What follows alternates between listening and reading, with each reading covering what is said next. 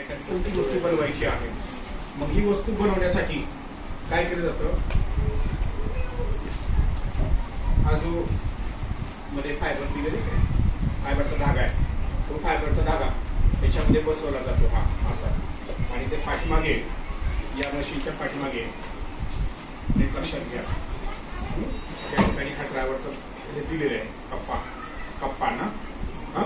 तर या कप्प्यामध्ये हे यात बसवलं जाते हे.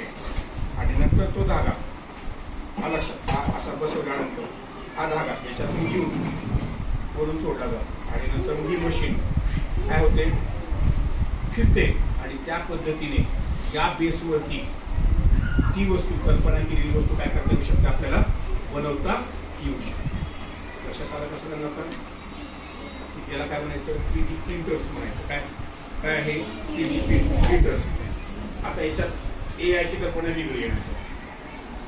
तुम्ही मोबाईल पाहता सध्या, काय आहे ते आर्टिफिशियल इंटेलिजन्स जे आहे. मग त्या पद्धतीने ती जी प्रतिकृती एखादी दिलेली असेल, ती प्रतिकृती तयार घेऊन आपल्याला त्याच्यात काय करता येतं, त्याचं ऍक्च्युअल मॉडेल तयार करता येऊ शकतं.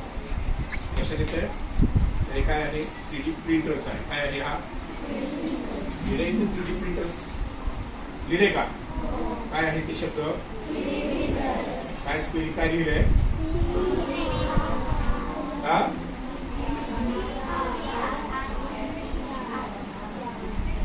ई कॅपिटल लिहिलेत की शब्द उदाहरण वाचता यावेत म्हणून.